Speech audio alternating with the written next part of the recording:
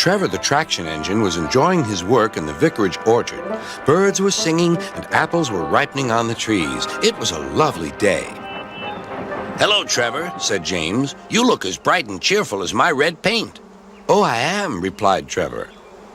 "What's that noise?" "It's the bees," laughed Trevor.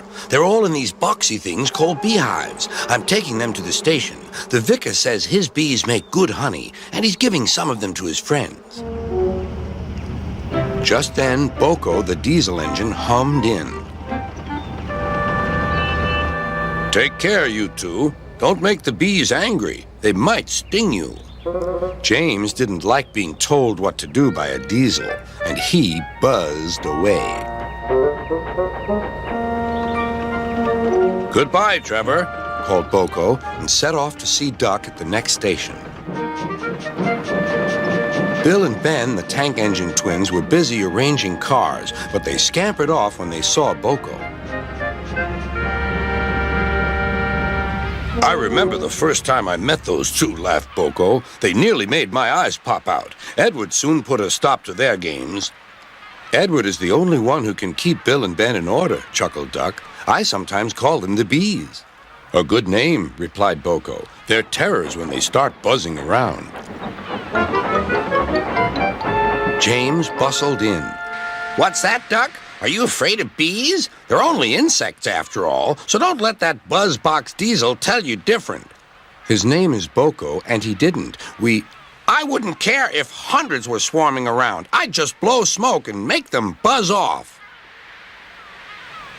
"Buzz, buzz, buzz," retorted Duck. The next morning, James arrived at the station to collect his coaches. The passengers were excited and keen to get on board. The platform was crowded, and the porter was in a hurry.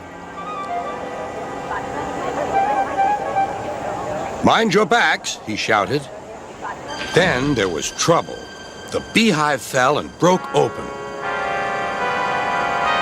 The station cleared like magic. James heard a familiar buzzing. The bees were too cold to be cross, so they buzzed around the fireman, hoping he'd mend their hive. But he didn't understand, nor did his driver, so the bees turned to James. His boiler was nice and warm. "Buzz off," hissed James. One bee burnt his foot. "Ooh, ah, ah, ooh." The bee thought James had burnt him on purpose.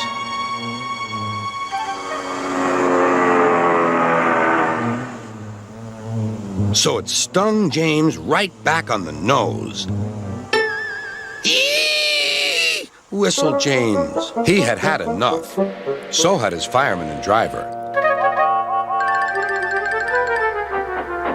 They didn't notice till too late that they had left all their coaches behind. They tried everything to get rid of the bees. First, they spun on the turntable, but to no avail. They tried washing them off, but the bees clung harder to James's warm boiler. Then they tried smoking them off by going through a long tunnel, but still the bees wouldn't go away. "It's no good, James," said his driver. "We'll just have to go back to the orchard and fetch another hive." James's reply was drowned by the sound of buzzing. The vicar was waiting anxiously for James. When he arrived, the bees swarmed straight into their new home. "Come on, James," said his driver. "What you need now is a good hose down." Later that evening, James was resting in the shed when the vicar came to see him. "Thank you for saving my bees," he said. "It's a pity it's not Christmas. Then we could call you James the Red-Nosed Engine." Everyone laughed, even James. But instead, they decided to call James the Bee's Knees, which means they thought he was more useful than ever.